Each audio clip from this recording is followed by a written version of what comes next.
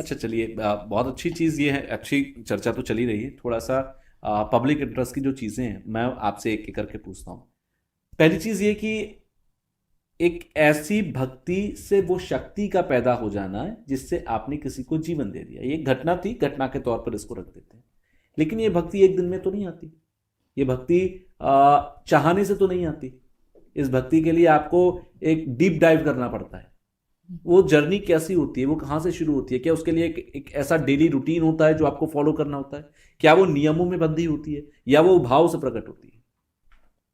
Okay, this is a long process. पहली बात तो भक्ति एक युग की नहीं होती, एक जन्म की नहीं होती। अगर किसी की मैं कुंडली देखूं तो मुझे कुंडली से भी समझ में आ जाएगा। कुंडली में कई लोगों की होता है प्रवज्या योग, किसी के 12वें घर में गुरु होता है मोक्ष के घर में, किसी के अष्टम घर में चंद्रमा होता है, गुरु बैठा होता है अष्टम घर में। ऐसे जो लोग होते हैं ना, योग भ्रष्ट होते हैं। ठीक है, योग भ्रष्ट कौन होते हैं? कि जो पहले के ज़माने से ईश्वर तत्व को पाना चाहते थे या उस रिसर्च में लगे हुए थे, लेकिन उनकी रिसर्च किसी ना किसी, वही माया का फेर, वो रिसर्च रुक गई तो फिर से उनका जन्म हुआ है। जैसे कि भगवान बोलते हैं कि जैसे जैसे कर्म जहाँ अटकेंगे उससे दोबारा तुम्हारा जन्म हो जाएगा। जो व्यक्ति जिस भाव में लास्ट में मरता है उसी भाव से उसका दूसरा जन्म डिसाइड होता है। और इसलिए भगवान बोलते हैं कि जो अंत काले जो मेरे को याद करता है उसी को मोक्ष प्राप्त होता है। लेकिन अंतकाल हम लोग याद नहीं कर पाते खैर भगवान को। तो भक्ति जो है ना, पहली बात तो हम एक जन्म से नहीं लेके आते हैं, ये किसी को याद नहीं, क्योंकि हम सब तुच्छ मनुष्य हैं, मेरे को भी याद नहीं है। लेकिन कुंडली से, क्योंकि हमारे शास्त्रों में संपूर्ण ज्ञान क्या है, विज्ञान है, सब कुछ है। हमारे दवाइयों से लेके, पढ़ाई से लेके, पुराने जन्म से लेके, मोक्ष से लेके संपूर्ण ज्ञान है हमारे शास्त्रों में।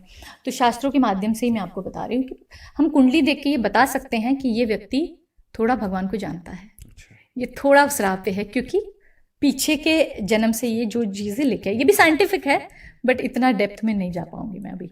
तो साइंटिफिक होता है ये भी, तो वो वहाँ से आते हैं, वहाँ से हमें पता चल जाता है। जो योग भ्रष्ट लोग होते हैं ना, वो ऑटोमेटिकली कुछ भी कर रहे होते हैं, लेकिन उनको भगवान के बारे में जानना है। वो जिज्ञासु तरह के होते हैं। भक्त 4 प्रकार के होते हैं। भगवान बोलते हैं आरती, अर्थार्थी, जिज्ञासु और ज्ञानी। तो जो आरती होते हैं वो संकट के समय याद करते हैं, अर्थार्थी अपने लोभ के लिए करते हैं, जिज्ञासु होते हैं जानने के लिए करते हैं। और जो जिज्ञासु होता है वही लास्ट में भगवान को सबसे प्रिय होता है, क्योंकि जिज्ञासु ही एक दिन भगवान का ज्ञानी भक्त बनता है, क्योंकि जो जानेगा वही तो पाएगा। बिल्कुल राइट। तो मैंने जाना, मैंने और कुछ नहीं किया, मैंने सिर्फ जाना। मुझे जो जो सवाल आते गए, मेरे घर में ये घटना क्यों हुई, मुझे जानना था। अगर हुई तो कहाँ गया, अगर आया था तो या तो नहीं आता, क्यों आया था? फिर क्वेश्चन है ना मेरे लाइफ का, जिज्ञासा। आया था तो क्यों गया, गया तो कहाँ गया, अगर जाना ही था तो आया क्यों? ये सारे क्वेश्चंस थे। अगर गया तो अब कहाँ जाएगा, उसकी क्या यात्रा है? तो क्या मुझे उसके मुंह में फंसे रहना चाहिए? जिज्ञासु, बिल्कुल जिज्ञासु, जिज्ञासु ही एक दिन आपको भक्त बनाती है। अगर आप जिज्ञासु नहीं है तो आप भक्त नहीं बन सकते। तो क्वेश्चंस आते गए मेरे जीवन में।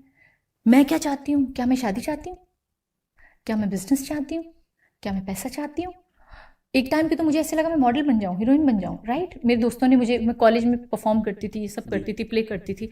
एक टाइम में मुझे लगा कि नहीं, मैं किसी लड़की से शादी करके सेटल हो जाती हूँ, बढ़िया अपने बच्चे पैदा करूँगी। ये लगा मैं सब करना चाहती थी। मैंने किसी को डेट भी किया था, मतलब शादी के लिए मैंने उनको देखा भी था 8 साल पहले। तो मैंने सोचा यार यही तो थी जो हर लड़की चाहती है, लेकिन मैं उसको चाह के भी मुझे आनंद ही नहीं आता था। मैं सोचती थी कि कैसे भी ये फ़ोन रखे और मैं भगवत गीता पढूं, कैसे भी ये जाए और मैं ध्यान करूं, कैसे तो ये जाए फ़ोन रखे। मतलब ऐसा स्टेट आ जाता है जब आपको आनंद ही सिर्फ उनके नाम में आता है। तो ये आपके टेस्ट होते हैं छोटे छोटे, जो आपको भी नहीं पता होता, लेकिन अननोइंगली आप कर रहे होते हो। आपको अपने दोस्तों के साथ, भले आप पार्टी में जा रहे हो, बर्थडे पार्टी में जा रहे हो, लेकिन आपके दिमाग में यार कल मैंने ध्यान किया था, कितना आनंद आया था यार, वो स्टेट कितना अच्छा था, यहाँ से ड्रॉप गिरा था यार, मतलब कितना पीसफुल था, उसके बाद नींद कितनी अच्छी आई थी, उसके बाद मैं कितना पॉजिटिव फील कर रही हूँ। तो आदमी उसके लिए क्रेव करता है।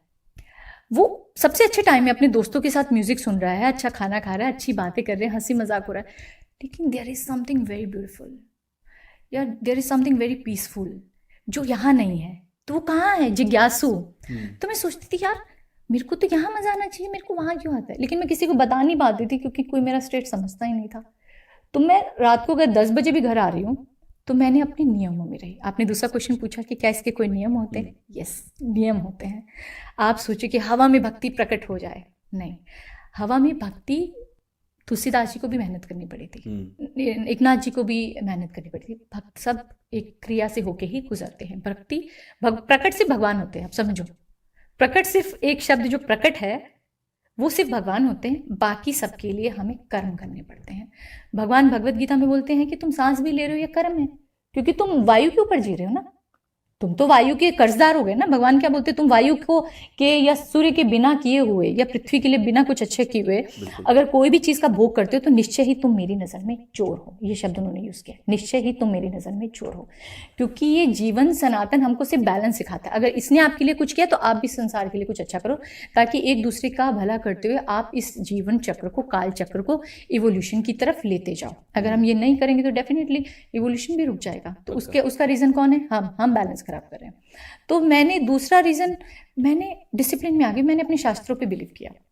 जैसे कि लोग, मैंने संस्कृत सीखनी शुरू की। मुझे संस्कृत नहीं आती, लेकिन अब मैं थोड़ा बहुत समझ लेती हूँ, पढ़ लेती हूँ, क्योंकि जिज्ञासु थी मैं। बिल्कुल। संस्कृत सीखनी शुरू की। फिर मैंने देखा यार जो ये वर्ड्स हैं संस्कृत का, इसका तो इंग्लिश में कोई मतलब ही नहीं। बहुत सारे ऐसे वर्ड थे, तो लोग इंग्लिश में भगवत गीता पढ़ कैसे लेते हैं, समझ कैसे आती है उनको?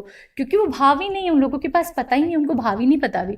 उनको अभी मन की अवस्था ही नहीं पता है, मन की अवस्था ही नहीं पता, मन का उनके पास वर्ड ही नहीं है। तो आप जो सबसे चंचल चीज़ है उसको ही आप कंट्रोल नहीं कर पाओगे तो आप कैसे कॉन्शियस लेवल पे आप ग्रो करेंगे, राइट?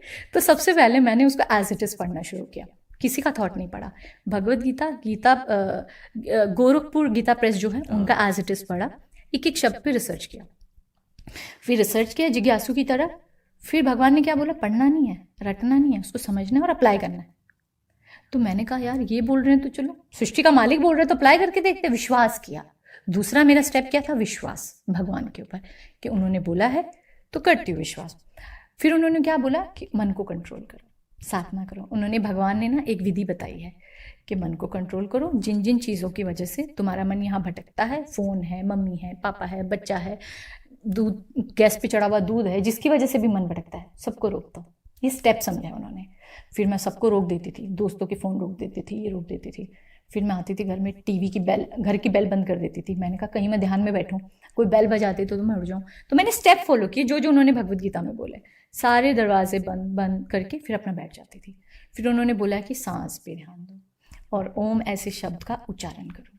फिर उन्होंने बोला ओम कैसे जाप करना, हमारे वेदों में बताया, ओम ओम ओम ओम ऐसे।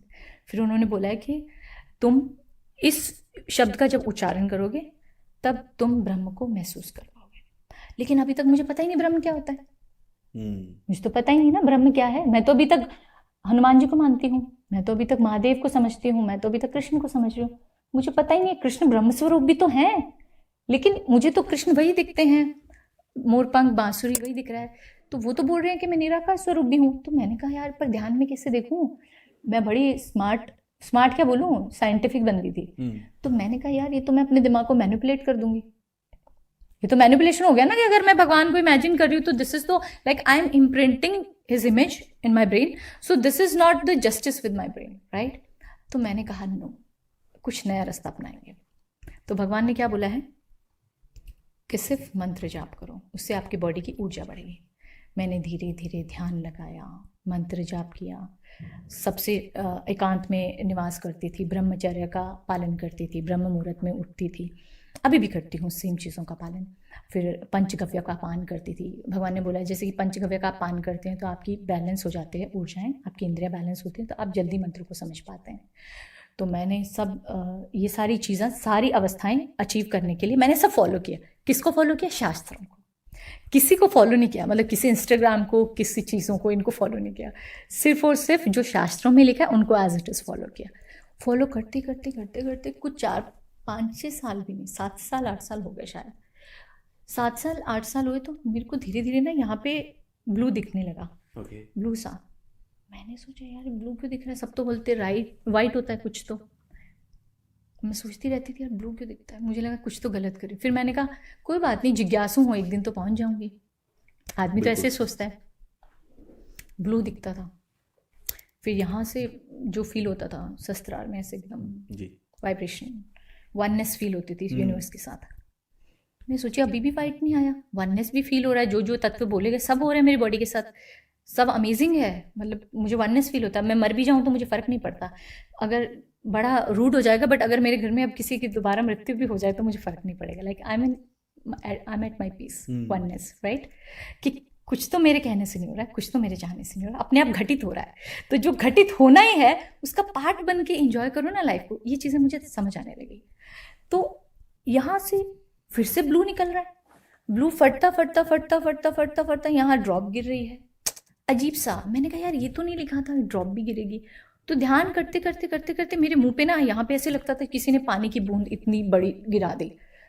तो मैंने सोचा पानी की बूंद कहाँ से गिर रही है। मैं, अब बच्चे होते हो, इतना आपको नॉलेज नहीं है, संस्कृत का ज्ञान नहीं है, बस आप फॉलो कर रहे हो शास्त्रों को, आपको और कुछ नॉलेज नहीं है। तो मैं उठ के मुंह धोती थी या मैं उठती थी या पहुँचती थी ऐसे डर के कि पानी क्या गिरा, लेकिन वो पानी नहीं होता था।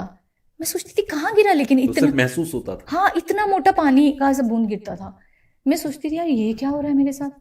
मैं बड़े दिन टेंशन में रही, फिर वो गिरता ही जाता था। अब मैंने कहा ये तो गिरता ही जा रहा है, अब इसका तो मैं कुछ नहीं कर सकती, गिरने दो, ये भी कोई अवस्था होगी। मतलब जो अपने आप घटित हो ही रहा है, जो आप एफर्ट नहीं कर रहे तो उसको घटित होने दो। मैंने इस चीज़ को भगवान को समझा। घटित होते होते होते होते मेरे को हमेशा वो ब्लू ही दिखता रहा। ब्लू के बाद वो हल्का सा पर्पल हुआ, थोड़ी सी उसमें शाइन आई और ऐसे विराट अलग सा रूप दिखने लगा। तब मेरे जीवन में शांताकारं भुजंगशयनं पद्मनाभं सुरेशं विश्वाधारं गगनसदृशं मेघवर्णं शुभांगं लक्ष्मीकान्तं कमलनयनं योगिभिर्ध्यानगम्यं वंदे विष्णु भवहरं सर्वलोकैकनाथं योगिभिर्ध्यानगम्यं। समझ में आया अभी क्या कह रहे हो भगवान? शांताकारं, शांति हो गई। फिर बिल्कुल। भुजंगशयनं मतलब मैंने अपने भुजंग यानी कि इंद्रिय रूप जो नाग मुझे डसते रहते हैं उससे मैं ऊपर उठी। समझ गई? शांताकारम भुजंगशयनम पद्मनाभम सुरेशम, राजा जैसे फील होता है, शांति, वो राजा है ना संपूर्ण सृष्टि के। लक्ष्मीकांतम संपूर्ण ऐश्वर्य, कुछ फर्क नहीं पड़ता, है तो भी फर्क नहीं पड़ता, नहीं है तो भी फर्क नहीं पड़ता। आगे क्या? पद्मनाभम सुरेशम लक्ष्मीकांतम कमल नयनम योगी ध्यान गम्यम वंदे योगी ध्यान गम्यम। तो अब योगी जिसका ध्यान करते हैं, मैंने कहा ओ शिट, ये तो वो स्टेट आ गई। मतलब ये था वो कलर जो मैं देखती थी। आप समझ पा रहे हो? जब मेरे सामने स्तुति आई तब मुझे अपना स्टेट धीरे धीरे धीरे धीरे समझ में आया कि यार ये तो वो स्तुति से, ये वाला स्तुति जो है ये मेरे स्टेट से मैच हो रहा है, ये घटित हुआ मेरे साथ, ये मैंने ढूंढा नहीं। तो जब घटित हुआ तो बोले कि गगन सदृशम मेघवर्णम शुभांगम। मैंने कहा ओ शिट, वो तो गगन जैसे ही दिखता था, वो मेघ जैसा ही था, उसका वर्ण तो मतलब मेघ जैसा ही दिखता था, गगन जैसा भी दिखता था। और उसके बाद मुझे शांति भी फील होती थी। तो मुझे समझ में आया कि ये शांताकारम वाला बंदा ही मेरे को वहां पे दिखता था ध्यान में, क्योंकि वो स्टेट भी फील हो रही है, वो सारे एक्सपीरियंसेस आपको आ रहे हैं। तब मेरे को पता चला ये कौन है।